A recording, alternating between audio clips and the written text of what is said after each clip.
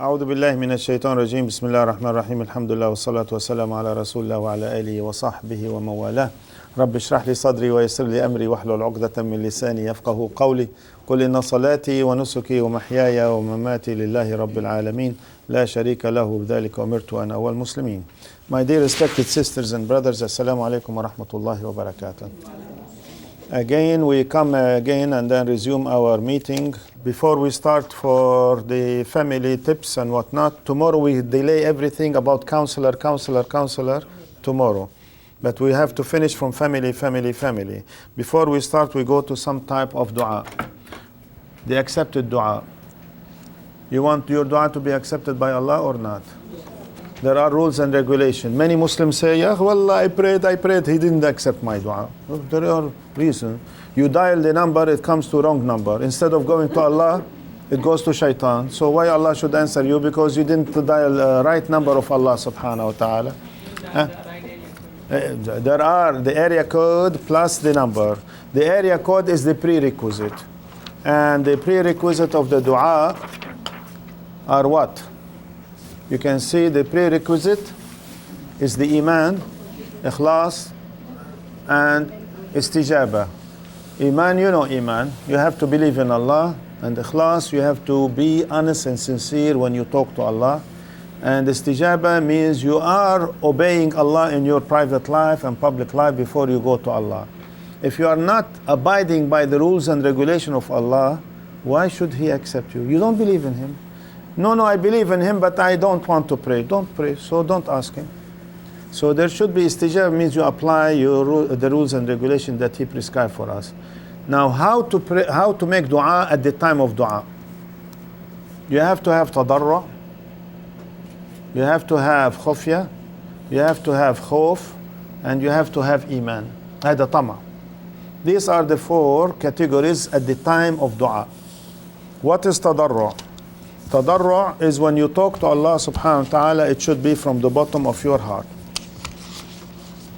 We'll talk about each one of them. But if you want, after you copy these 7 categories, we'll get you ayat from Qur'an about the prerequisite. Huh? You have them? I don't know, because this is the last minute we tried to bring these. I don't think they are in your book. Because the last minute before coming, I found these. I said, let me add them, the spirituality. I repeat again, iman, ikhlas, istijaba are the prerequisites. And then how to make dua, when to make dua, what you should say in dua, we'll come to it in a minute or two.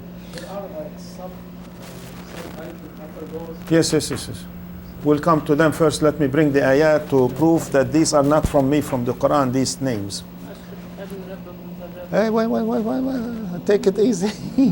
On others, not on me. Now, the first prerequisite we say, you have to have what we said. Here in Surah Al-Baqarah, after Ramadan ayat, it says, وَإِذَا سَأَلَكَ عِبَادِي عَنِّي فَإِنِّي قَرِيبٌ أُجِيبُ دَعْوَةَ الدَّاعِ إِذَا دَعَانِ. When they ask you, Ya Rasulullah, about me, Allah, tell them Allah is ready to answer your dua if you call upon Allah. But you have to have فَلْيَسْتَجِيبُوا لِي istijaba. وَلْيُؤْمِنُوا بِهِ. That is the iman and the istijaba.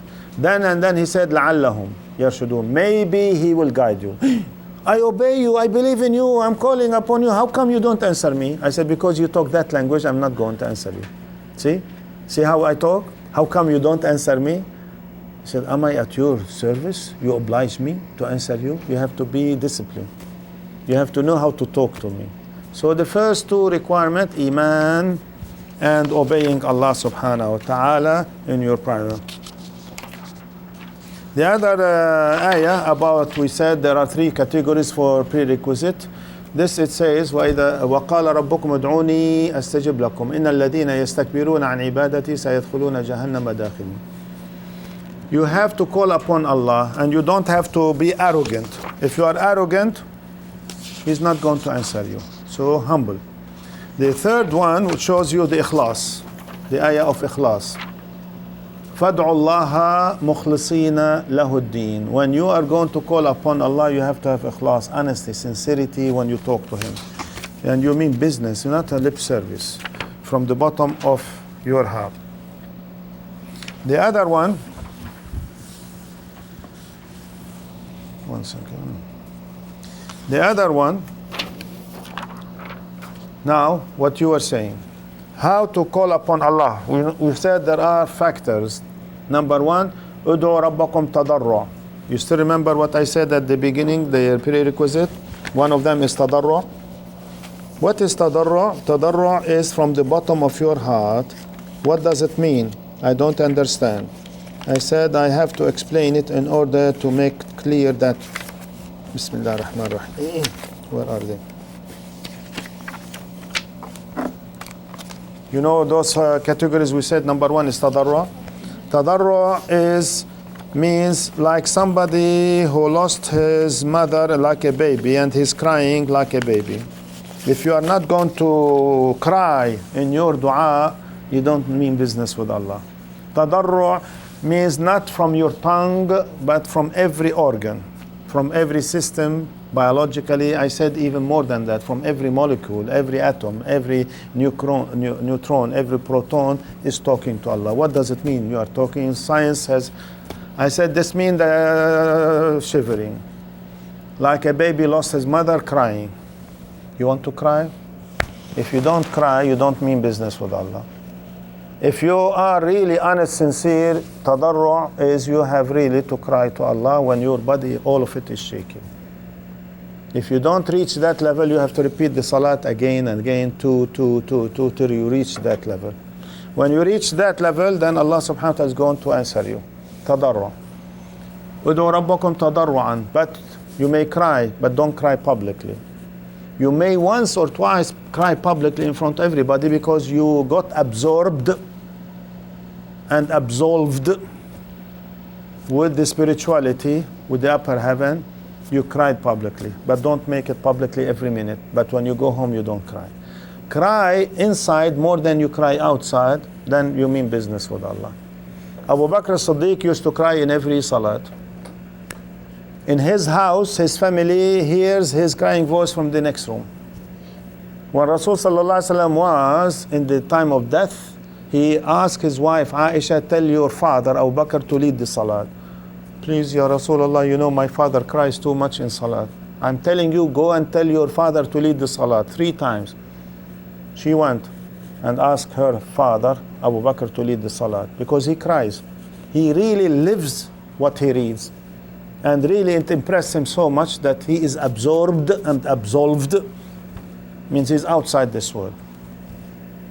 And you know it happened to many Sahaba, tadarru', when he had maybe diabetes and gangrene and he has to be amputated his leg. He said, let me go for salat. There was no anesthesia. During salat, amputate my leg. And really, when he went into salat, he was absorbed and absolved, and he's not in this world. And they amputated his leg and then put it in boiling oil, not to have the blood to go too much. Nowadays we have anesthesia, we have everything. Which means that it's not easy for everybody to do what I'm saying. No, it's not easy. It takes somebody once in a million to find that person is ready to do this type of tadarru'. But the more you are in a state of tadarru', the more Allah will listen to you. But he said khufya, number 2, khufya means private, not public.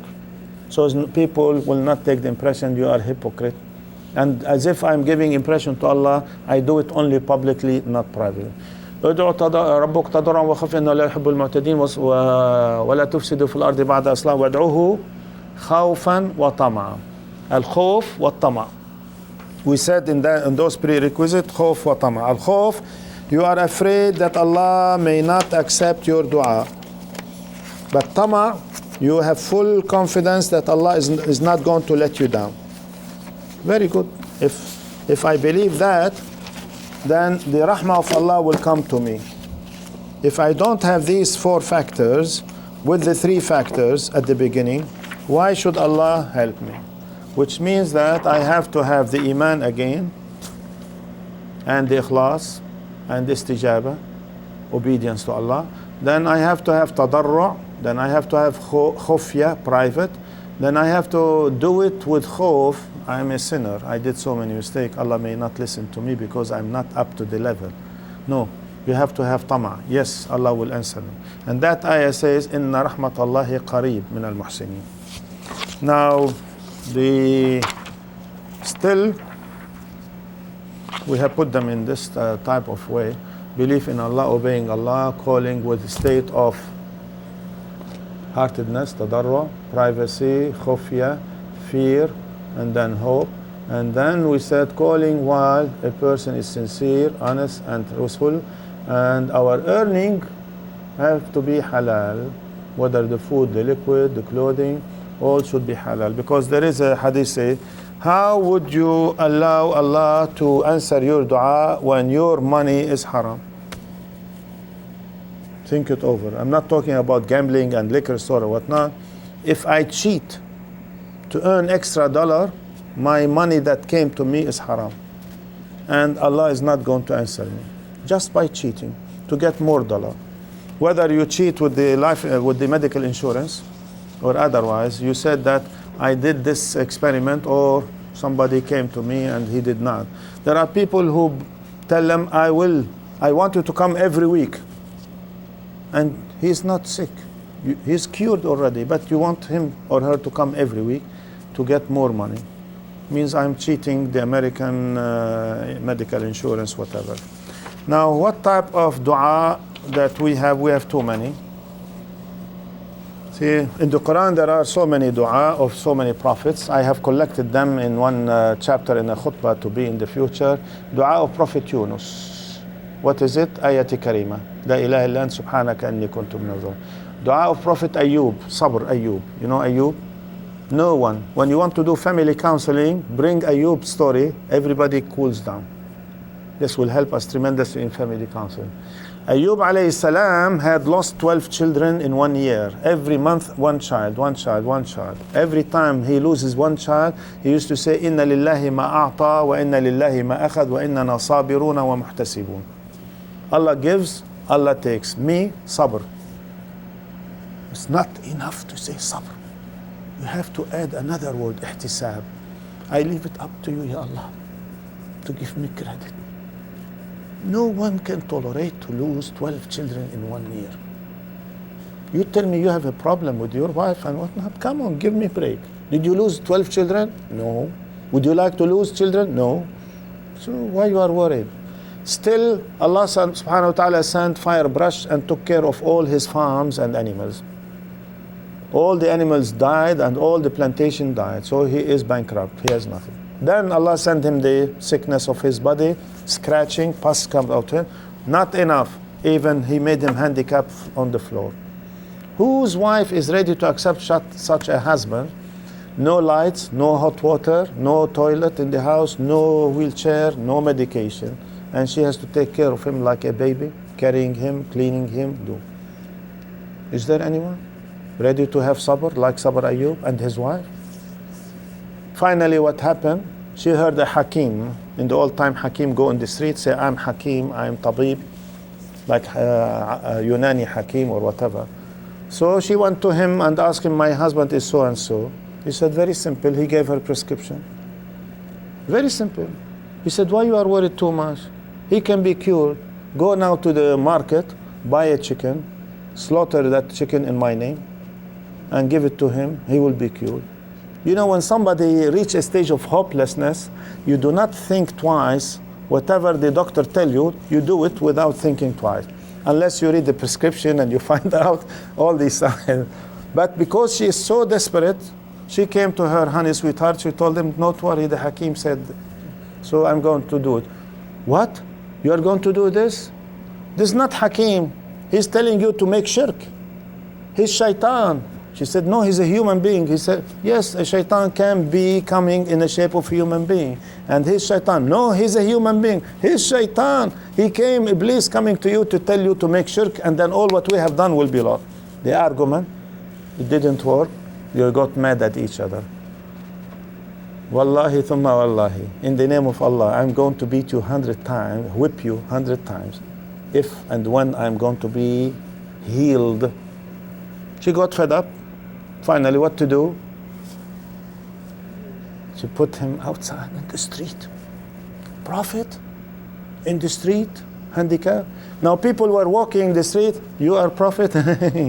If you are prophet, Allah will not do this. What type of God who sent a prophet like this, who put him in the street as what? Homeless, shelterless, sick and whatnot? It cannot be. You cannot be prophet and there is no God. Then he cried, Ya Allah, not for me, but for you. Your name has been now insulted through me. Please, Allah, take me away. I don't want to be used to hurt your name, Ya Allah. I love you so much. Then at that time, Allah told him, go to the sea, wash, stand up, come back, happy, healthy. And then he came, happy, healthy, strong, clean and pure. Now his masjid and his grave is found where? Where? We don't know, huh? Yunus. Raise your voice. Where? Who said? At least raise your hand to see who's. Dead Sea, no. At any rate, when we were in the old country, we visited his grave regularly. It's between Beirut and Saida, in the southern part of Beirut, on the seashore. It's a small house with a grave inside of it. And really, it's just close to the seashore. And mashallah, he became healthy. He came to his wife. She was surprised. He told her, no more relationship unless I beat you 100 times. Now, how can you beat your wife 100 times? You go to jail. She'll call 911. I said, call 111. 111, Allah told him, subhanahu wa ta'ala, put 100 straws, wheat straws, as one. Just touch her and that's it over. Now, therefore, the dua of Prophet Ayub is very important. If you want to know his dua, read it in chapter 21, Surah Al-Anbiya. وأيوب إذ نادى ربه أني مسني الضر وأنت أرحم الراحمين فاستجبنا له ونجيناه لا that is the أيوه فاستجبنا له وآتيناه أهله ومثلهم معهم رحمة منا. We have answered his dua, and we brought him back happy, healthy, and then another family. He brought another series of children because he cried to Allah subhanahu wa ta'ala. وَأَيُّوبَ إِذْ نَادَى رَبَّهُ أَنِّي مَسَّنِيَ الضُّرُّ. This is dur. The other one, when family counseling, you have to bring the dua of Prophet Zakaria. Zakaria alayhi salam became 90 years old, his wife 80 years old, no children. He was the fostered father for who? Maryam alayhi salam.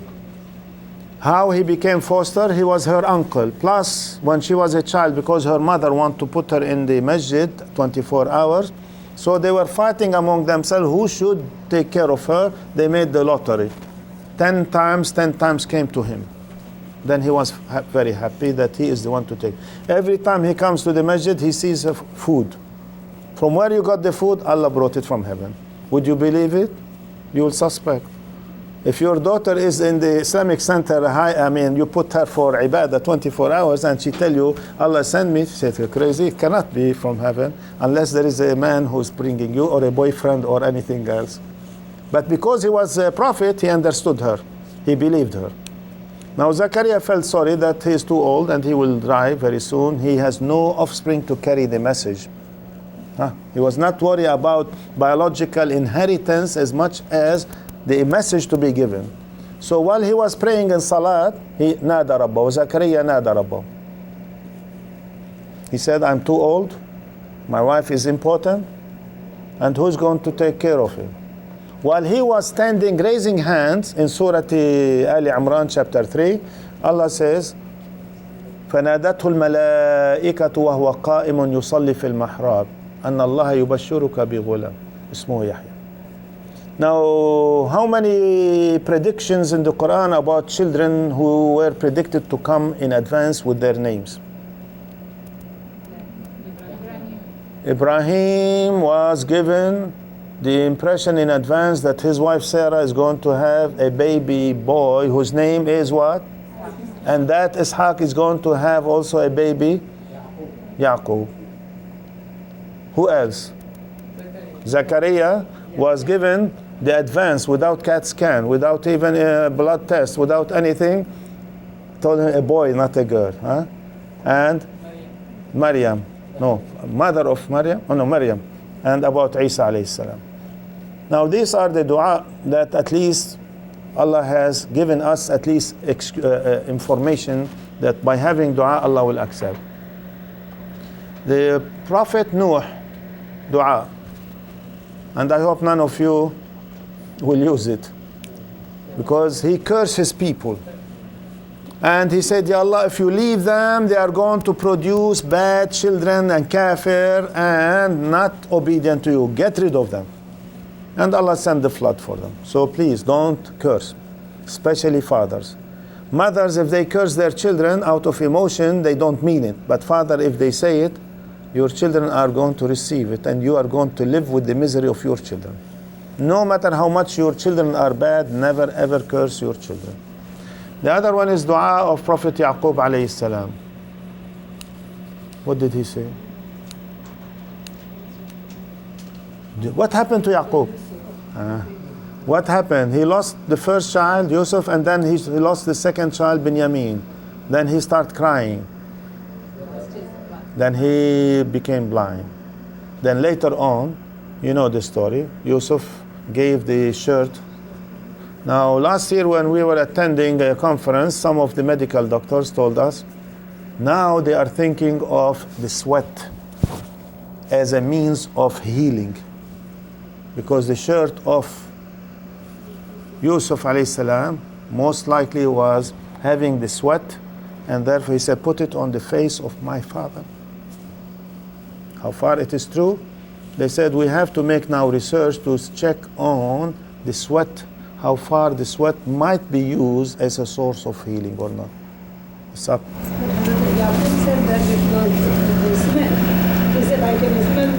He smelled it from, because of the sweat. Exactly. Because the smell of the sweat of his son came from far distance. But he was a prophet. When Allah wants to make a mu'jiza, miracle, Allah will make it with or without. The other one is dua of Hajah, depression, and dua of shifa, and dua for the dead. We'll come to them later on, if not tonight, tomorrow. Yeah, dua of Sulaiman, and Allah gave him everything. When he said, give me mulkan la yanbaghi li ahadin min ba'di. Even when Muhammad sallallahu alaihi wasallam was to ask Allah something, he said no, because Sulaiman alayhi salam had, I should not compete with Sulaiman alayhi salam. Dua of who is this one? ربنا وابعث فيهم رسولا منهم يتلو عليهم آياتك ويعلمهم الكتاب والحكمة ويزكيهم إنك أنت العزيز الحكيم. That is dua of Ibrahim alayhi salam. Now almost all of us, me and you, we are human beings. Let's be realistic. When you make dua, when do you want the dua to be answered? God bless you, as soon as possible. Can you wait for 1 year? No way. You want me to wait 1 year so as Allah will answer my dua? No, I'm impatient. You are impatient. Dua Ibrahim alayhi salam waited in the book of Allah, contrary to dua Zakaria. Zakaria dua momentarily while he was raising hand, the answer came to him. Ibrahim alayhi salam, for this particular dua, it waited for 2,800 years to bring Muhammad sallallahu alaihi wasallam. 2,800 you are waiting? No. I will not be there. It doesn't matter. You give your dua, leave it up to Allah subhanahu wa ta'ala. He will give you peace of mind in the grave till the day of judgment. You are being recorded. But unfortunately, we are being built on hasty. I want now the solution. Oh, I'm fighting with my wife. I want the solution now. Maybe Allah doesn't want to solve your problem now. He wants to tighten the screws more so as you can cry. In order to make what we are saying, here, the dua hajah. Don't you want Allah to solve your problem? So what is it? You are depressed? Yes. Sick? Yes. Dua, I will tell you. So many times Allah subhanahu wa ta'ala, out of love for you, mercy for you, He delays the answer in order to make you to cry because you didn't cry. And He wants you more to cry in order to leave you from the depression that you are in. So I usually remind myself and everybody, you make the dua and leave it up to Allah. whether the solution now or tomorrow, so what? I made my obligation to Allah, it's enough. And therefore, dua of Ibrahim alayhi salam took 2,800 years to come. Dua of Zakaria, like this. And leave it up to Allah, whatever Allah brings. The other thing is this is the dua of Zakaria alayhi salam when he was making it, and the answer came momentarily that we are telling you about, without going into detail, because now, how, when, where we should make all these dua. The best time to talk to Allah when you are in a state of sajda. أقرب ما يكون العبد من ربه وهو ساجد. If and when you are in a state of sajda, that is the closest position you talk to Allah. How many seconds? Wallahi, I don't know. As much as you want. How many minutes? I don't know. I'll challenge myself and yourself if we can put our face tonight for 15 minutes on the floor without coming up. Rasul sallallahu alaihi wasallam used to wake up after midnight, before Fajr, and make tahajjud qiyam al-layl, and a large number of times he used to stay for more than 15 minutes. One time, Sayyidah Aisha radiallahu anha stood up from the bed. She did not find him. Three times. One time, it's dark, there is no light. She was looking for him. She stumbled on him. He was making sajda, and she didn't see him. She fell on him. Another time, she looked for him. She could not find him. She roamed and nothing. She went into that, what we said, Ashab al-Suffa, from that part of the world. That is the door to go out. She found him outside, sajid, crying. He didn't want to disturb her inside the room. He was crying outside in sajda. She cried. After he finished, what did I do to you? So you are crying. Did I do anything? He told her, and she told him, Allah gave you everything. Why? Did I do anything? No. He said, أَفَلَا أَكُونُ عَبْدًا شَكُورًا يَا عَائِشَةَ. Don't you want me to be grateful to Allah for what He gave me? So my thanks and appreciation to Allah made me to cry. Now, all of us, you became a medical doctor, and then PhD and whatnot, and Allah bless you, and Allah bless you. How much you are crying out of thanks to Allah, to say, Allah, I'm very grateful to you. I cannot say shukran, bahut shukriya, or all these, in as much as I want to cry and bring the tears on my face while I'm making sajda as a matter of thanks and appreciation to what He has given to. A third time, she woke up from the bed and she saw him in the room sajda. He never woke up. She thought he died. She wanted to cry. She said, let me see, is he dead or what? She came to him way down. She tried to play with his finger to see, is he alive or dead? So he used to lift up his finger up and down. I'm alive, don't worry about me. Now, how many of us, when we make sajda, we continue sajid, sajida, and then we talk to Allah. Urdu, Farisi, Punjabi, Lahori, Arabi. Anything. Go and talk to Allah with any language you want. It has to come from the bottom of your heart. Allah knows all the languages. But you have to talk from the bottom of your heart while you are tadarru' shaky and in a stage of sajda. It's up to you. Try it. Yes? Make a dua in your own language during salah when you're in sajda, or no? Or is it supposed to be after you've completed the salah? Anything and everything after the obligation, it's okay. So after the obligatory prayers, any other time? Yeah. Even after you finish, suppose Assalamu alaikum wa rahmatullah, Assalamu alaikum, put your face on the floor, sajda, and talk to Allah as much as you want. In Salat Al-Hajah, Qiyam al-Layl, Tahajjud, this is what I say. It has to be 12 rak'ah, 2. After every 2 rak'ah, salam, go back and put your face on the floor and talk to Allah. It's not for the obligatory prayers. It depends from school to school, you see. It's up to you. I said instead not to get confused between school, and then somebody say yes, somebody said no. I said after say Assalamu alaikum. But you can talk even during sajda with any dua that you memorize from Qur'an or from Rasul sallallahu alaihi wasallam. Otherwise, even talk anything anything you want. Allah knows everything, don't worry. The other question I had was about dua is that in our country, a lot of people, when they are in distress, would go to some pious person and ask them to make dua for them. Is that something that should be done or not? You have to do it yourself because you are in need. When I'm sick, I don't tell you go to the doctor and she will treat you to treat me. Or to give you the prescription, then I am going to be healed. I have to talk to Allah. There is no harm of asking anybody, but the pious man could be the crazy man on the world. How do I know? Because he has beard, he has kurta, he has whatever, he reads Qur'an, mimic Qur'an without knowing what he is reading, and then he sucked the blood by paying for ta'weeza $500. And I have seen many crazy imam like this in America who do like this. So it's better that you do it, but there is no harm of asking somebody else to make dua for you. Yes, we should make dua to each other, no doubt about it. I mean, I will make dua for you, and I do request you to make dua for me. Because if you want Allah to answer my dua, if I want Allah to answer my dua, I should make dua for you. Then the angels behind my neck, Allahumma ameen, walaka mithla ma da'awta li akhik. Oh Allah, yes, answer his dua if I'm saying it to one, and I am to receive equally what I ask for you. Yes. Plus, that person will not be as distressed as the person in need if you're making dua for your own. So You need to make dua for yourself. Raise your voice, therefore. So you need to make dua yourself. Oh yeah, Don't ask anybody else. I just wanted to know if it was okay to ask.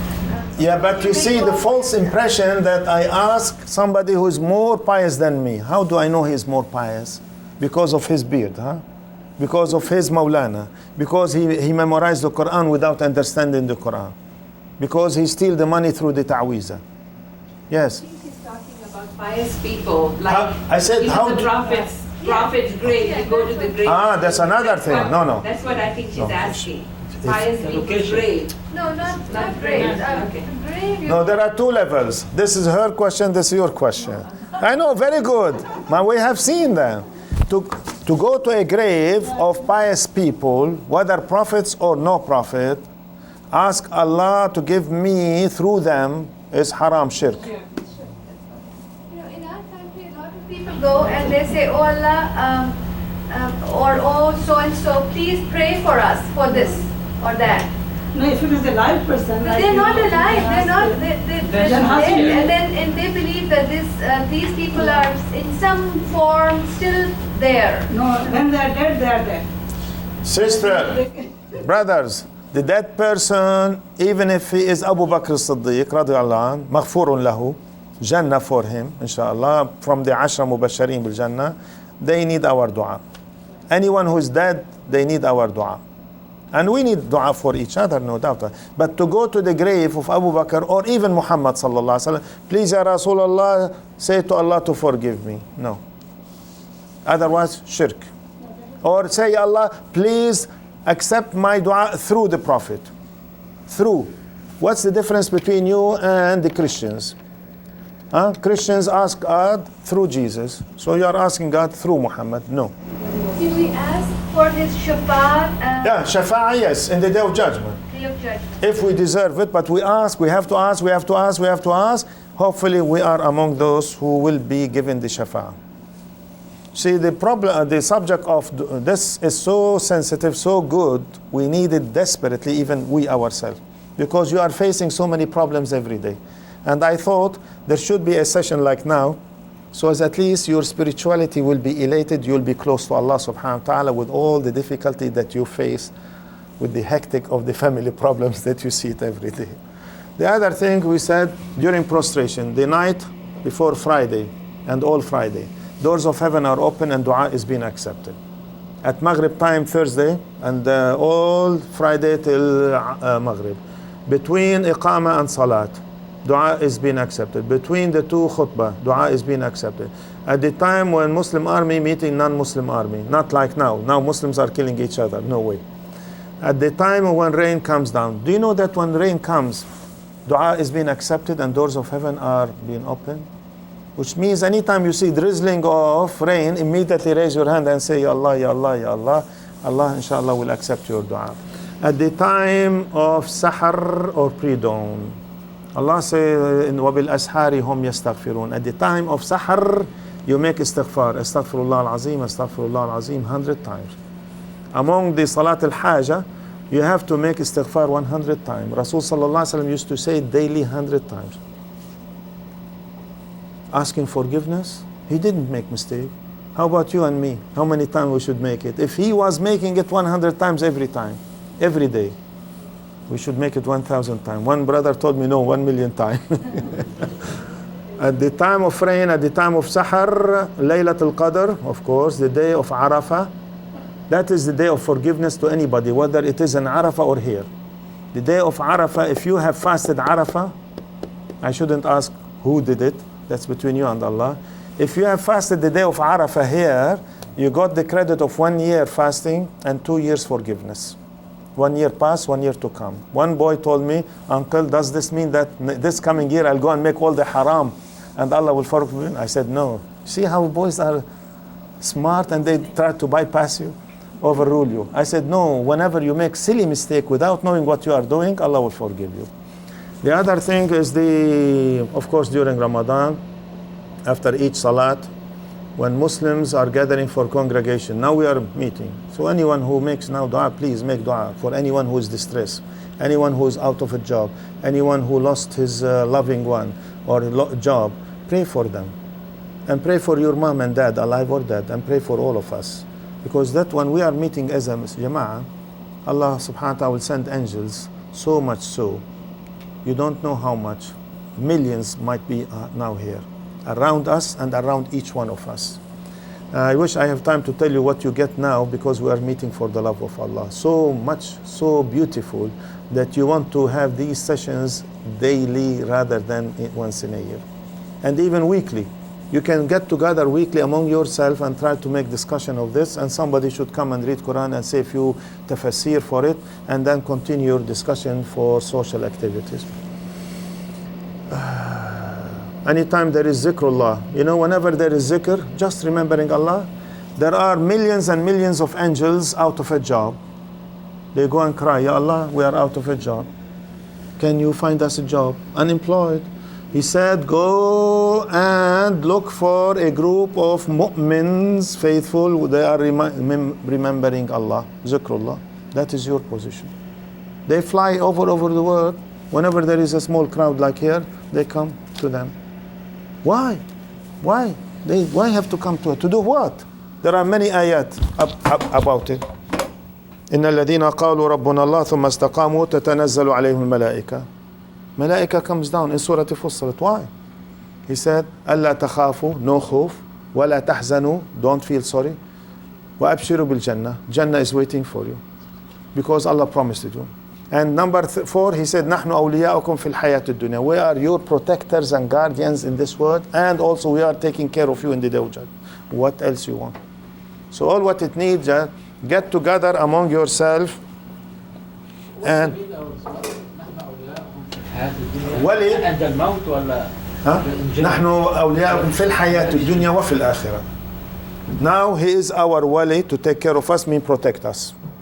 Means he will not allow shaitan to penetrate us as long as he is our guardian. Allah, wali, guardian, protecting us. Even if shaitan wants to come to us, he will make sure that we have already bodyguard around us, which is angels, not to allow the shayateen to infiltrate us. That's the beauty. I mean, how nice would it be if you have now bodyguards? Not only the 2, kiram and katibin. Everybody has kiram and katibin, 2 angels to write for us. Yes or no? Yes or no? Yes. All of us have. When I tell the American, they get scared. I said that those 2 angels have 2 camcorders. He said, what? I said, yes, 24 hours with you. I said, they are with you in your bedroom, in the washroom, in here. What? Watching you? I said, not only watching, recording 3 things. Your body language, your speaking, and what is inside your heart. Really? I said, suppose Dr. Suraya will say in the day of judgment, Ya Allah, it's not me, it's my twin sister. Allah subhanahu wa ta'ala, Jibreel come. This lady is saying, not her twin sister. Bring me her twin sister video. Suppose you have a twin sister. He will show it to you. on such and such day, at this hour you are here. She is in India or Pakistan or in Mecca. So how come? When you feel you are being caught, I'm sorry, Allah, when I did it, I did not mean it. You said, she didn't mean it. Push the button of intention. The third button, huh? First button is your appearance, body language. Second one, you're talking and whatnot. Third one is your intention. When you are being caught, what can you do? So suppose now I'm talking to you, God forbid, if my intention is bad against you, it is recorded against me. In the day of judgment, you see yourself, all of you in Jannah, me in hell. Ya Allah, why you send him in hell? He said, this crazy man who came to you, talked to you, when he was talking, his intention was bad. See? So don't take it for granted unless and until our intention is so pure with Allah. Don't be cheated with everybody has beard and leading the salat, whatnot. But we should respect. Don't misunderstand. We should not suspect. Don't misunderstand. But don't allow yourself to be cheated. Wallah, he's a Maulana, he's a religious, he's pious. How do you know? We don't know what is in his heart or her heart. So take it for granted. Where are we now? Zikr, we said, number 13. After drinking from Zamzam, if you go there. But there are so many Muslims who bring Zamzam to you. Believe me, Rasul sallallahu alaihi wasallam told us, "Ma'u Zamzam lima shuriba lah." The more you drink Zamzam, the more you cleanse your body, your brain, your central nervous system from some psychological and shayateen. For that reason, he told us that the difference between a Muslim and a kafir is drinking too much from Ma'i Zamzam. And you see Muslim when they go to Mecca there, they drink and they wash and they shower, whatnot, and they carry water with them, which is okay. And I know. You see, there are so many things that I can tell you about people who were cured from sickness and diseases by having Ma'i Zamzam. I wrote an article and I made it also as a khutbah Jum'ah also about Zamzam. Drinking and when closing the eyes of the deceased. When a person dead and you close their eye, you make dua, then Allah will forgive you and give you what? Dua during easy life and then during difficulty. We are still, the accepted dua still we're talking. Now the following is the list of people that Allah inshallah will accept their dua. Who? Everybody wants himself and herself. But you have to check upon yourself whether you are among them. The desperate. If and when you are desperate, you need Allah, go. Talk to him in dua al-Hajah and salat al-Hajah. The desperate. If you think you are desperate, you have a problem, really you are in desperate need, cry to Allah. I'm sorry. Finish. So the other one, other than being desperate, and of course you call Allah only when you are desperate, you are at ease, you forget yourself, unfortunately. Those where injustice was inflicted upon them. Two people, either husband, wife, in problem. Most of the time we, the men, commit injustice on our wives and our children. It's understood, unfortunately, throughout history. So we don't feel bad about it. Very few times the reverse has happened. It's understood. You know Pharaoh, what he did with his wife. Huh? Pharaoh, what did he do with his wife? What did Asya said? وَامْرَأَةَ فِرْعَوْنَ إذ قالت رب ابن لي عندك بيتا في الجنة ونجني من فرعون وعملي ونجني من القوم الظالمين. Why? When he found out that she is believer with Musa and Harun, he could not tolerate, I am God, you believe in another God.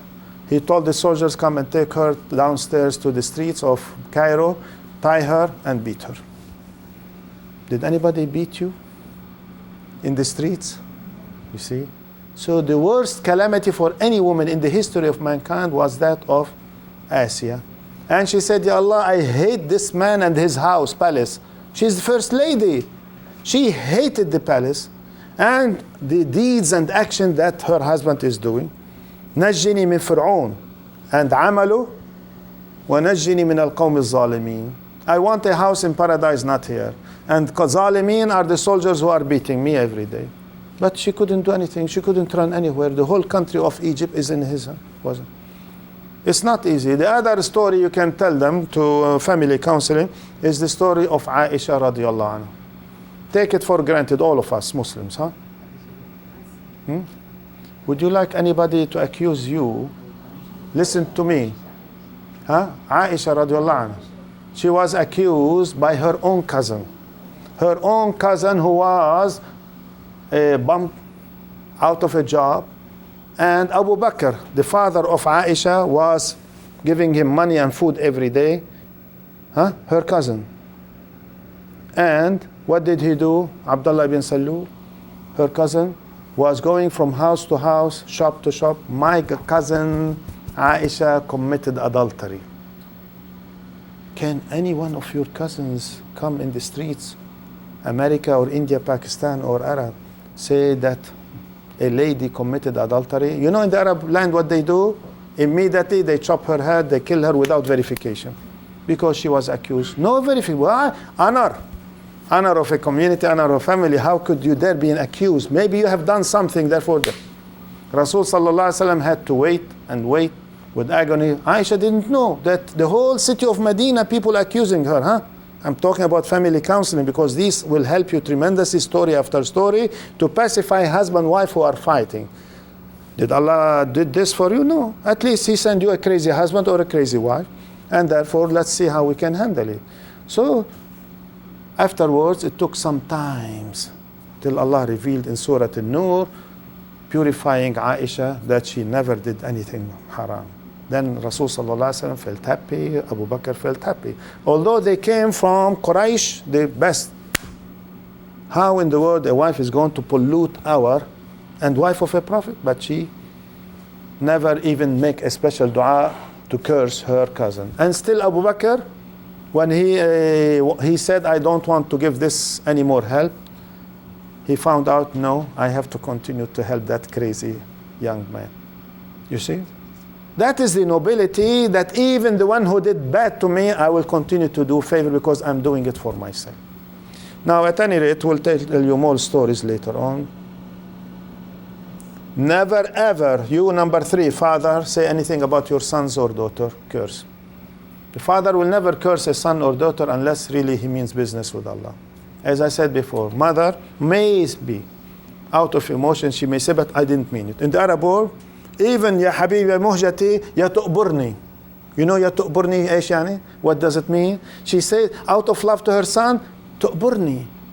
I want you to kill me or to bury me and to die in your hand. Ya tu'bur ayuni. I want you even to poke my eyes. She doesn't mean it. She doesn't mean anything. Out of love, they extend so much dua. If Allah is going to listen to all these dua, the whole planet Earth will be. The other one is that a just leader, a good person, beware of their dua. Yes, you can ask him, to make dua for you, but don't say, but he is going to make the dua for me and I'm not going to make dua. No, you have to make the dua, but you ask somebody, please, why don't you make me also dua for this crisis? Then he will make dua while you are taking the initiative to do the same. A good child for his parent, Allah will accept from him. A traveler, musafir, anyone who is in traveling, please make dua for us, because there is a hadith, whoever is in position of musafir, Allah will accept their dua. What question? I thought somebody is going to tell me. The question I had was, the mother is the one who takes so much pain and, takes care of the child. Exactly. She suffers so much. Exactly. But father really doesn't do anything much. So why is his... I said, because you suffer too much, and because, but also you say something you don't mean it. Allah will ignore that dua. Because, listen, the negative dua, he doesn't, by the way, no, I meant the negative dua. No. Take it for granted. I said the negative dua of a mother, Allah is not going to accept it immediately like this, because most of the time, she might saying them out of emotion and she doesn't mean them. Yes, she is in distress and and she starts saying anything, but if really after a minute or two, she will recognize, did I say this? I didn't mean it, Ya Allah. Which is okay. But if Allah wants to listen to any suffering, yes, but take it easy. Make dua of maghfirah, make dua of hidayah is better. See, father doesn't make any dua, unfortunately, unless obliged. You make dua good and bad at the same time, for good and bad. Out of emotion, out of love, out of mercy, out of everything, immediately. So I'm not saying no, he will accept. But I'm saying negative dua on your behalf, he delays it. And whether father or mother, any dua negatively, Allah will take it and evaluate it. Negatively, Allah evaluated. If I say dua against you and goes up to heaven, you don't deserve it, it comes on me again. So should I curse anybody? It might come back to me. So instead of cursing anybody, I should what? Make dua of maghfirah, hidayah. Even hidayah, you know hidayah? Suppose somebody did something wrong, I'll make dua, please Allah guide them, so as they can do better rather than otherwise. Hidayah is better. Rasul sallallahu alaihi wasallam, did he curse his community? Did I give you his dua? Not yet, maybe. You know the worst calamity that he has received, too many, of course, every day. One of them when he went to a Ta'if. And instead of being welcome, God bless you. You welcomed me at the airport with your cousin, with your wife. Did anybody throw stones at me and kick me out of Orlando? No. Every place people welcome me. Rasul sallallahu alaihi wasallam had to go 110 kilometers between Mecca and Taif. At that time, no streets, no highway, no nothing, on the horse or whatever, by himself. How can you go 110 kilometers by yourself to make da'wah? Because he had the feeling that somebody is there, need to be guided. And then they throw stones at him, the gangsters, and they did not allow him to enter the city. And blood came from his legs. And then he had to cry to Allah subhanahu wa ta'ala. Look for that dua that I gave you today. You have it? What is it? Yeah.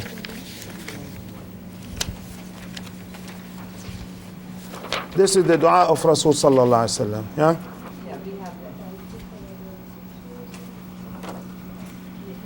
See the dua? Allahumma ilayka ashku da'fa quwwati wa qillata hilati wa hawani ala an-nas ya arhamar rahimin. Anta rabbul mustad'afin wa anta rabbi ila man takiluni. Beautiful dua. Believe me, when I read it, I cry with it. He say, Ya Allah, I am bringing my shikwa. You know the poet of Pakistan, shikwa and jawabi shikwa. Shikwa. Rasul sallallahu alaihi wasallam is making his dua of shikwa. Ya Allah, I'm bringing my shikwa. I'm too weak to do anything. I don't have any more power. قلة ضعف قوتي. My quwwa is so poor. وقلة حيلة. I have no management or any arrangement what to do. I got confused to that extent. I came all this, and this what happened to me. وهواني على الناس. People don't care for me. People are demeaning me and then insulting me and throwing stones at me, and nobody cares. Neither in Mecca nor here. Ya Arhamar Rahim. Anta Rabbul Mustad'afin. Ya Allah, you are the God of all those who are weak and have been made to be da'if. Wa anta Rabbi, you are my God. Ila man takulin. To whom you are giving me? Well, who's now taking care of me? I lost my father before I was born. I lost my mother. I lost my grandfather. And I lost my wife Khadija. And I lost my uncle to protect me. I have nobody. And I'm coming here. And then see what they have done, Ya Allah. So he said, إِلَى بَعِيدٍ يَتَجَهَّمُنِي. Somebody way far to insult me, to throw stones at me. أو إلى عدو ملكته أمري. Or an enemy in Mecca who is controlling me and does not allow me. Those crazy. Even his uncle, Abu Jahl and Abu Lahab, both. And do you know that Al-Abbas radiallahu anhu was also against him in Mecca? Al-Abbas was still kafir. Even Khalid al-Walid was still kafir. Most of them were still kafir. Everybody was against him. إن لم يكن بك علي غضب فلا أبالي. Ya Allah, if you are not mad at me, I don't mind. How many of you and me, at the time of distress, you use this word? As long as, Ya Allah, you are not mad at me, I don't mind. If all these tragedies are coming on me one after the other, and I'm still ready to abide by it, as long as you, Ya Allah, you are not mad. He didn't say as long as you love me. No, as long as you are not mad at me, I don't mind it. ولكن عافيتك أوسع. أعوذ بنور وجهك الذي أشرقت له الظلمات وصلح عليه أمر الدنيا والآخرة من أن تنزل بي غضبك أو تحل علي سخطك لك العتبى حتى ترضى ولا حول ولا قوة إلا بالله. That's the end of it. We have plenty of things to cover. That series we said, a person who comes to Allah with repentance, with tawbah, and a person who makes dua with the greatest name of Allah. We told you this morning what is the greatest name of Allah? Ya Hayy Ya Qayyum bi rahmatika astaghith. I'm insisting on this spirituality because you in the field of da'wah and field of family counseling and whatnot, you yourself, you need to be inspired. I hope you don't mind me to say this. We are a human being. We are seeing depression after depression. Honest to God, every day I am more depressed than yesterday because I see every day crisis after crisis. Without the spirituality that Islam gave us, we will lose ourselves. And that is another dua that we saw part of it before, is at least to say, Allahumma kfini bihalalika an haramik wa aghnini bifadlika amman siwak. When you are out of a job and out of income and out of anything, it was reported on Ali ibn Abi Talib, somebody told him, I have too many loans and debts, I don't know how to pay them. Did Rasul sallallahu alaihi wasallam teach you how to say? He said yes. Say Allahumma ikfini bihalalika an haramik wa aghnini bifadlika amman siwak. Ya Allah, suffice me from halal, not from haram, and enrich me from you directly, not from anybody else. So if I have to enrich myself from somebody, God forbid, then you brag or I brag, because I gave you, I made you successful. No, when Allah gives me, nobody brags to me. How Allah gives, it's His business.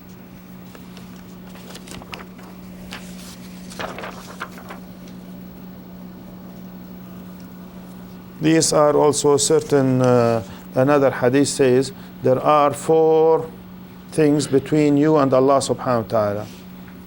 Your relationship with Allah are 4 categories. One of them for Allah, one of them for you, one of them between you and Allah, one of them between you and the rest of the people. What is it for Allah? In your relationship with Allah, the first one, which is for Allah, don't make shirk with Allah.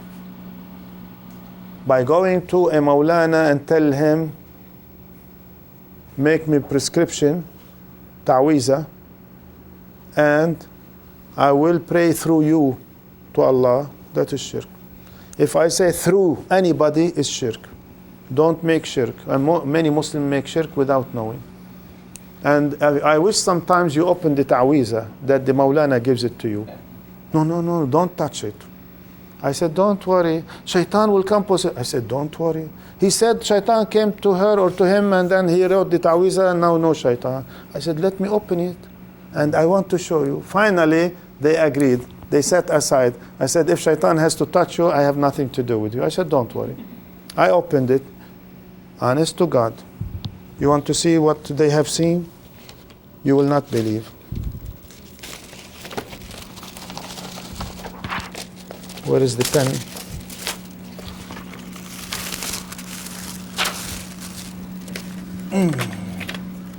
They saw the ta'weezah is a triangle like this, and all triangles.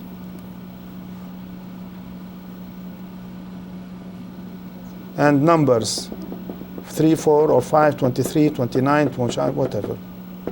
That is the ta'weezah. Numbers here are either 13, 29, something like this. I said, that is the ta'weezah? He got $500 from me. This is what he wrote me, ta'weezah? I said, yes, you see. That's a shirk. Of course, these are numbers for shayateen, for jinn. And anyone who deals with jinn, whether Rahmani or Shaitani, Rahmani, hatta angelic so-called, because in jinn, there are believers, faithful, and there are kafir, like us. I mean, there are Muslims, there are human being believer, others are kafir. You have no right to talk to any one of them or to associate with anyone, even the best jinn. After the Qur'an was revealed, no talk with any one of the jinn. Otherwise, you are committing shirk. The other thing that I have seen, also with the ta'weezah, and I wrote some reflection in one of the book of jinn. You can see those what I have written about somebody. He wrote Ayat Kursi, and Ya Allah, Ya Rahman, Ya Ghafoor, and then nothing, it doesn't show. It's okay. And then at the end he read Ya Jibreel, Ya Israfil, Ya Israel, Ya I don't know, some other angels. And then finally he said he called upon the kids of the Ahl al-Kahf. You know Ahl al-Kahf, 7 boys? He called upon them, and finally he called upon the dog of the people of Ahl al-Kahf. What's his name? The dog? Qatmir. So even Ya Qatmir, the dog, come and help me. And you 7 boys in the cave, come and help me. I took that, Ayat Kursi, plus Ya Jibreel, Ya Israel, Ya Israfil, and then these 7 boys, names are very strange to me now, very strange. And then Qatmir. I said, you see what he said? He said, he charged me $500. I said, shirk on one side, he's calling upon anybody except Allah. He's calling even upon the angels. Then he's calling about the boys of Ahlika. Then the dog, shame upon him. There are people who do. So not every is in the right direction. Doesn't mean that I'm saying the man should not have beard. No. I'm not saying that you sister with the hijab, you should not have hijab. No, you should have hijab. But I mean, don't take it for granted. Anyone who is outside means inside. But the inside, the reflection on outside, huh? If I see you with hijab, it reflects. Well, why should you have hijab? Well, we are Muslims. So. No, you have to have hijab supposedly deep in your heart. This is your business with Allah, and Allah will give you credit. No, it's not easy, but credit is yours. Now, salat istikhara. You want istikhara? What is istikhara? I said when you are confused, I'm sorry. You have to decide between choices. Yeah, you have 2, 3 choices, 5 choices, 10 choices. What you do? You are confused. Then you make salat istikhara. Now, either you memorize this dua that Rasul sallallahu alaihi wasallam gave it to us, or you make your own dua. Now, even salat al-Hajah is similar to this one in every aspect, except the niyyah.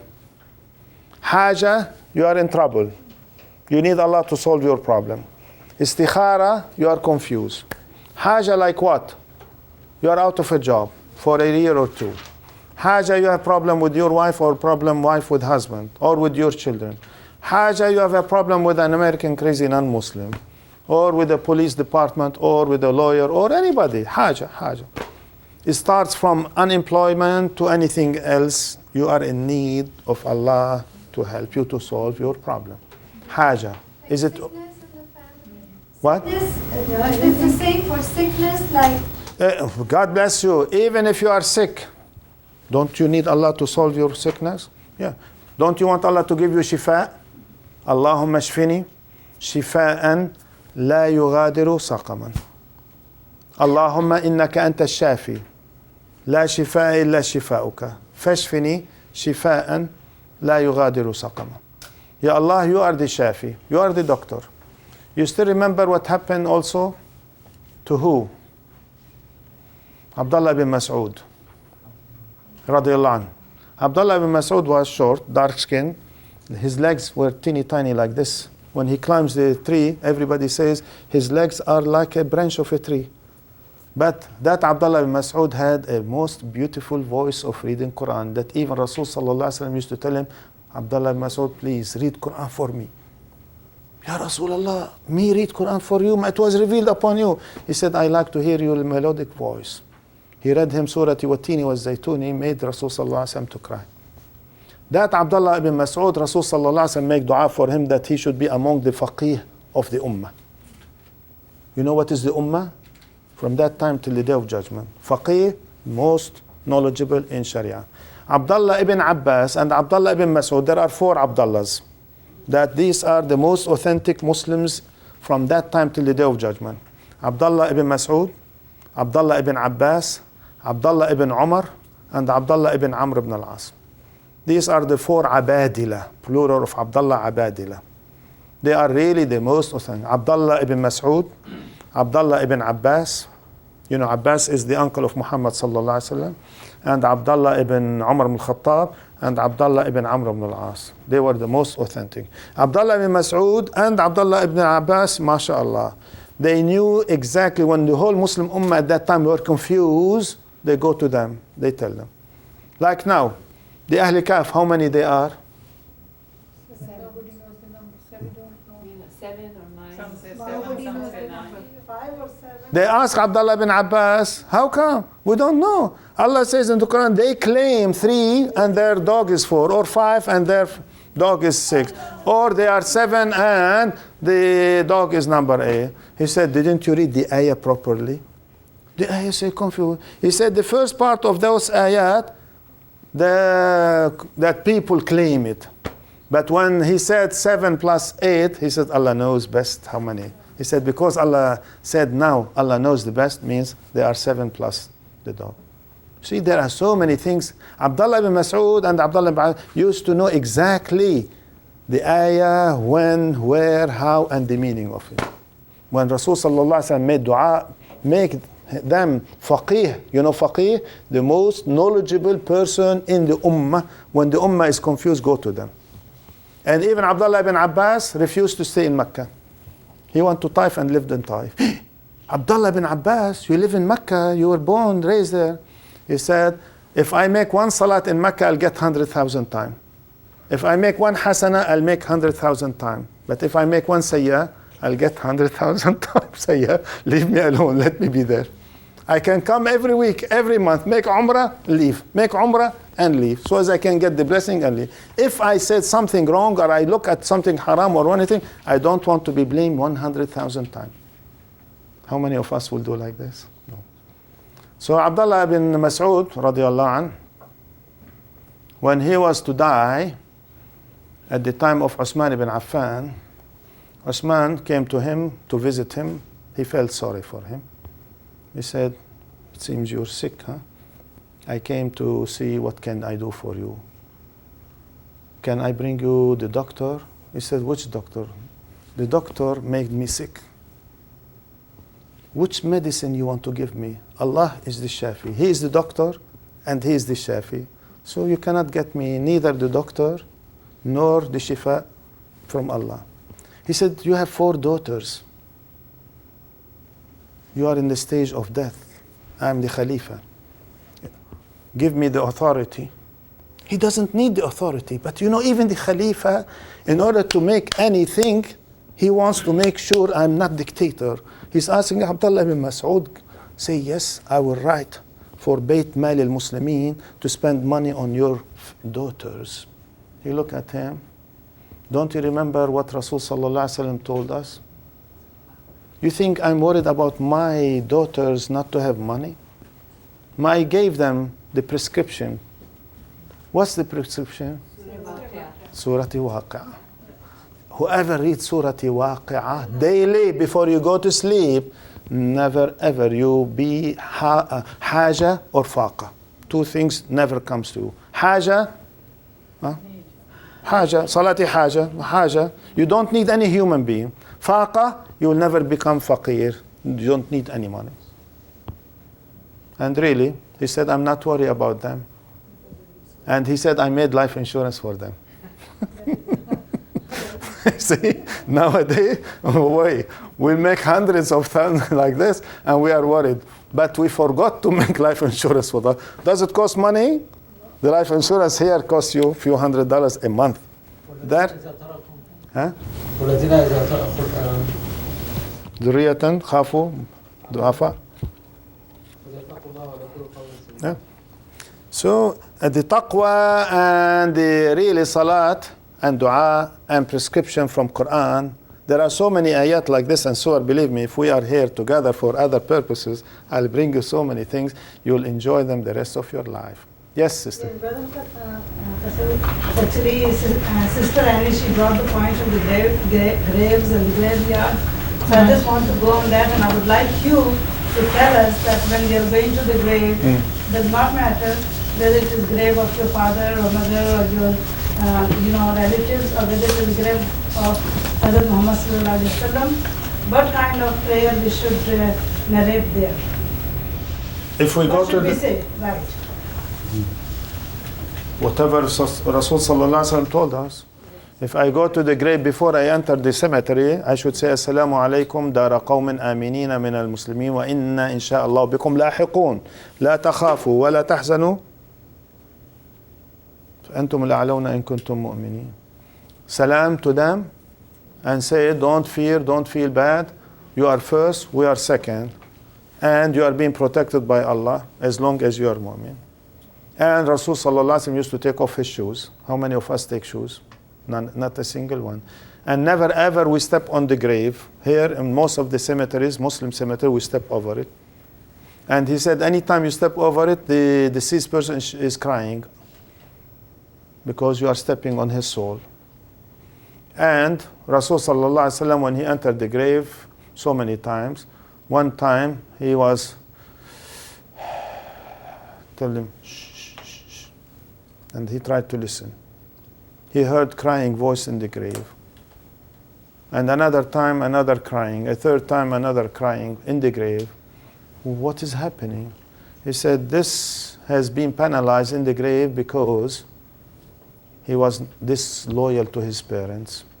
His parents were mu'min, but he was mischievous against them. So he's being penalized in the grave before he's penalized in the day of judgment, which means the disobedience and disloyal to the parents, assuming the parents are good Muslim, but he is harassing them, he's not giving them their haqq. When you become senior citizen and their children grown up, you need their help, whatnot. They don't respect you, they don't honor you, they don't do anything good to you as much as you did. They are to be penalized. Number one, when he goes to the toilet, he doesn't clean himself properly from urine. Yeah.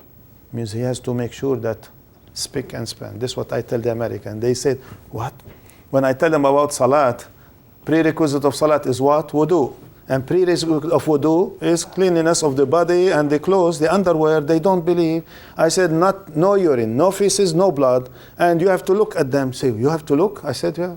We have to make sure that our body is clean and our underwear is clean and our clothes is clean and the sajada is clean and our heart and our brain is clean. They got shocked. I said, that is the life of a Muslim. How can I meet with Allah when I'm not clean? Brain, heart, and body. So he said he's not cleaning himself. And the third one, backbiting. We are expert in backbiting. Muslims from every corner of the world. We enjoy talking against each other. I don't like something about you, Sister Dr. Anisa. I'll go and tell everybody except you. And I tell her something, she enjoys hearing and she tells more. She adds, and she adds, and she adds. Now, if I try, we tried it in some community. Suppose I'll give you a secret to pass it over. Let me hear when it comes here how it is. And you'll see that you have added something, added something, added something. It became a big story. We have a proverb in the Arab world. He vomited dark vomit, look like a crow. You know the crow is dark. It went from one to one to one. He vomited 2 crows. Vomited 2 crows. How could he vomit crows? Yes, because said dark vomit like a dark of a crow. You see, it happens many times. Is it okay? Yeah, no, the reason in India and Pakistan, the women are forbidden to go to the graveyard is because when they start praying through that person who is dead. No, not only women, but men. No, not they are not. That is just, that happens. That is maybe one factor, but no, they have the crazy man, or Maulana or whatever.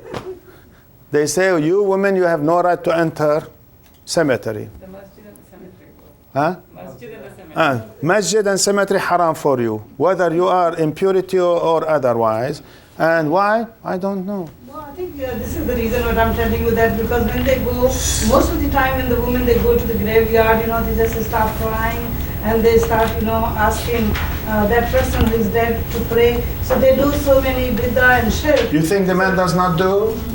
I have seen worse than that. See, in the days of Rasul sallallahu alaihi wasallam, and the Rasul sallallahu alaihi wasallam at the beginning, he forbade the women from entering because they used to cry and shout and tear, whatnot. When he trained them to be emotionally controlling themselves, now he said you should better go there, because this is your final place. This is your bedroom.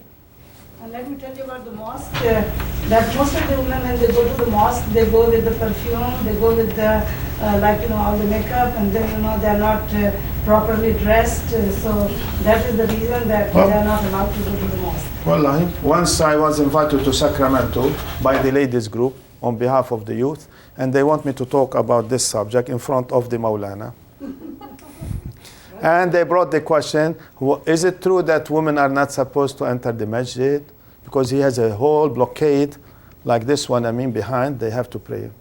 Then I brought this ayah that I told you before, chapter 15, ayah 28 or 29, about man, front, back. And I told about Aisha what she said about the man in front of them. I said, maybe if any Maulana or Imam does not want the ladies to come to the masjid and having a big partition, because as you said, he jumped happily. He said, yes, I don't want them to be seen because of what? So I said, if you come with hijab, no cosmetic, no over perfume, the masjid is yours. Because you remember that incident of Hazrat Umar, that he never liked his sister to come to the mosque, and then he complained to Hazrat Muhammad Sallallahu Alaihi Wasallam, and he just kept quiet. So that means, if you would have said to her, don't come, it would have become that he is... And even Umar ibn Khattab, so at Fajr time, a woman coming to the masjid salat, he said, why you are troubling yourself to come masjid at Fajr? She said, who are you, Umar? You think because you are Khalifa, you have to... Rasul Sallallahu Alaihi Wasallam gave us the permission to come to masjid. He zipped his tongue. Yeah. So it's a matter of either ignorance or precautionary measures. You see, in the morning we said there are two prohibition in Islam level. One is haram, qat'i, absolute. One is preventive measures. So now in America, it's halal for you to go to department store with and without hijab.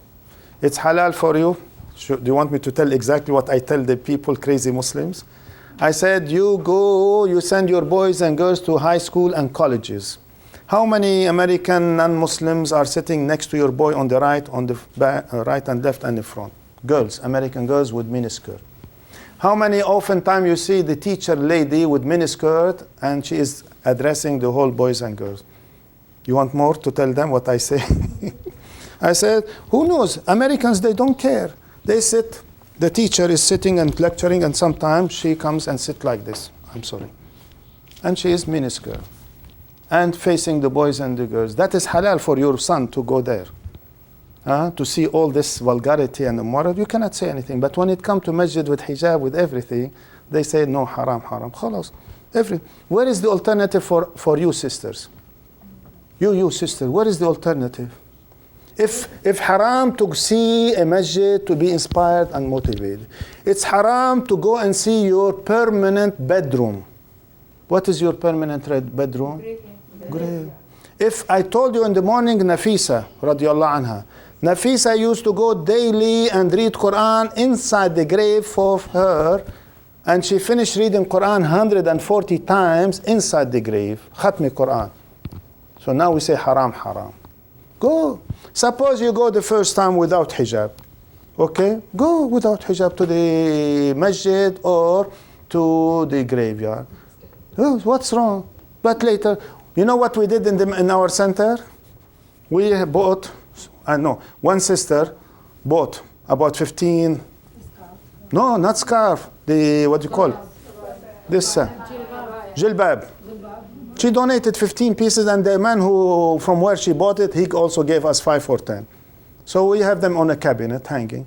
And we have also 20 different scarves. We have also caps for the brothers if they want.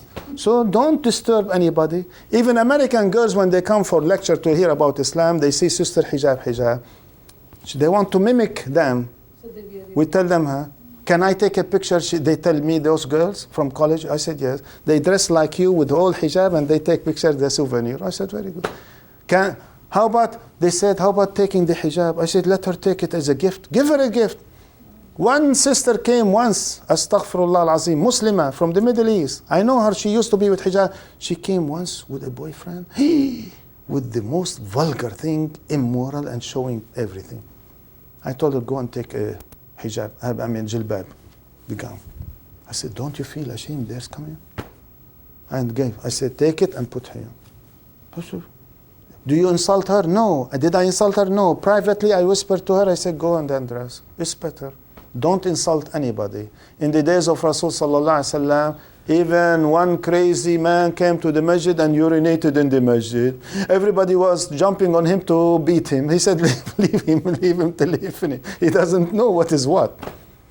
Even the Christians of Najran, of Yemen, came to him for negotiations to make agreement of peace treaty. I wish we have the time to read that, what he said, what they said. And the time of salat came. Christians were in the masjid and Muslims in the masjid. Rasul sallallahu alaihi wasallam told them, you can pray Christian way in my masjid. Me and my Muslim are going to pray Muslim way. Would you allow them to come here in Christian and pray Christian way in your masjid? All of you. See, we are intolerant. Once I gave khutbah Jum'ah, and it's in one of my books of khutbah, about tolerance toward non-Muslim. After I finished my khutbah, somebody said, MashaAllah, it's beautiful khutbah. Next time, give us another khutbah, tolerance to each other. We are the most intolerant to each other. If now a white, blonde, blue American comes, yes sir, good morning, how are you? A Muslim sister, don't say even Salaam Alaikum, they suspect you. If you see a Muslim sister in the masjid, don't smile. They suspect her, they suspect you. If you say Salaam Alaikum, you know her, huh? Well, there is something wrong between you and her. You see how much we suspect each other? I'm living this dilemma every day. In family counseling, this will come to you every day. And you are a target as a family counselor much more than anyone in the world. And the more you make family counseling, the more they accuse you. Now, by the way, even if you make it in your center, supposedly, or in your office, never ever allow a woman and man in the same office and you close the door. People will suspect you and they spread rumor against you. See? We have one brother, Imam, who lost his job because they accuse him with all the filth and the dirt that I cannot even say it on my tongue. Nothing happened, but they were jealous of him. How come there is a woman inside your office and you lock the office or close the office? Nothing happened, but, you know. And they said all the vulgarity, immorality, whether nudeness or whether sex relation and whatnot, just to get rid of him. So, I mean, you as a target for a family counselor, if you brother family counselor, put your wife with you or put any one with you. You sisters, when men come to you, put another man. Like a medical doctor, you know, you put a nurse with you as a matter of... We have one brother who is a physiotherapist, huh? Independent. He has 2-3 clinics. Now he lost all of them. And he lost all, and they're charging him $6 million. Why? On emergency, an American lady called him for emergency, come and help me. It was not office hour. He felt sorry for her. He wanted to treat her. She accused him that he touched her at some sensitive area. It's his word for her word. No nurse, nobody. She's white American, he's dark skinned. So her word is more important, and women more important than men in America. So he lost his 3-4 clinics, bankrupt, no job, no license, nothing. Just as Islam has said that, you know, that one man and woman should not be alone because Satan is in between. It's totally true. Even if they are Maulana, even those with beard or hijab, no? It happens, no matter what is what. And therefore, precautionary measures as a family counselor is the key of success of yours. And don't share, by the way, never ever share what goes inside the discussion with your wife or husband or anybody else. You'll be in trouble in the day of judgment. Because the ethics and morality, nobody should know what is what. And I tell them in advance, listen here.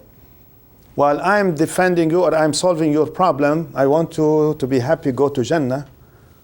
But I want to protect myself not to go to hell. Otherwise, you go to Jannah, you see me in hell. If I open my mouth outside, even to my wife or to anybody, it's not the business of anybody. Whatever goes in, goes up to the sama, it's over. If you want to put the itemization of their case, file after file, like you do, well and good, but that file nobody should see. Coincident, if anybody open and want to read, they'll make trouble for you. How could you dare to let my case be known to the Muslim Ummah? Especially Muslim. You know, with non-Muslim, they don't care much about it, but Muslim are very, very tough for you. So anytime you want to do family counseling, we'll give you more tips tomorrow, inshallah, how you protect yourself and get credit with Allah subhanahu wa ta'ala, inshallah, and not to go to jail. Or it's easy to go to jail, so what? I mean, Yusuf alayhi salam had to go to jail. He didn't do anything. Did he do anything haram? She wants to have sex with him. He refused.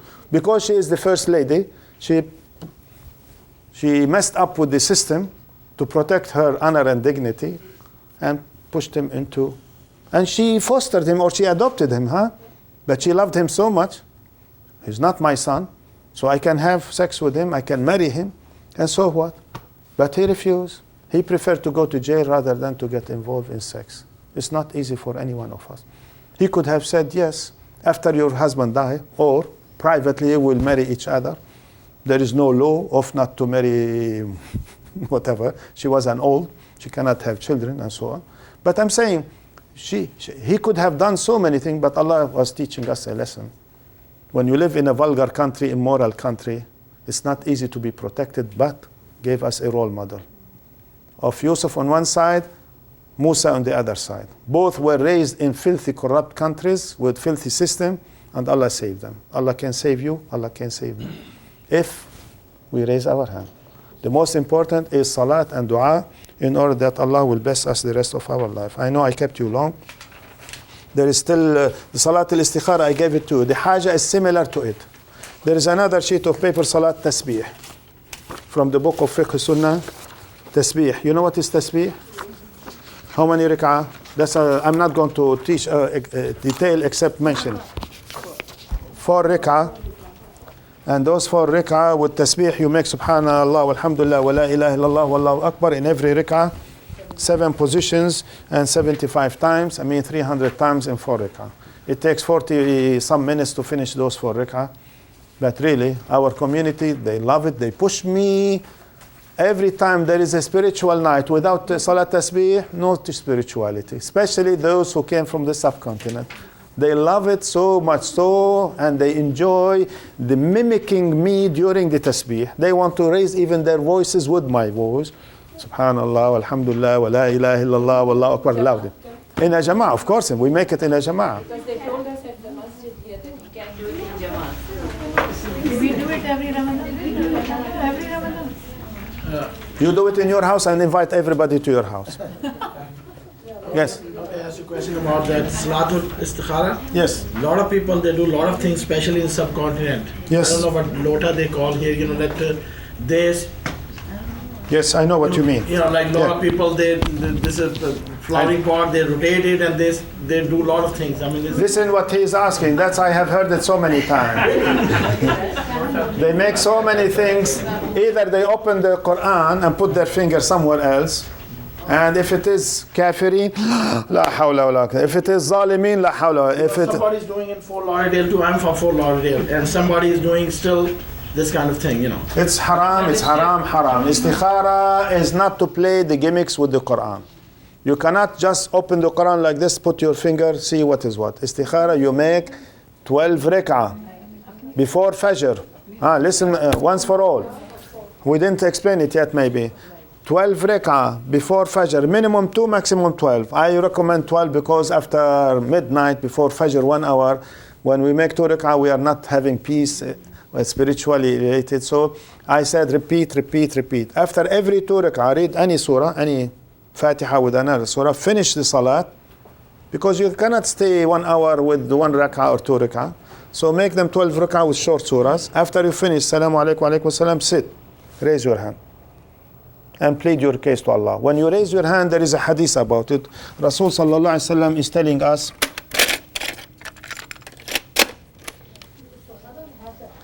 both, either way.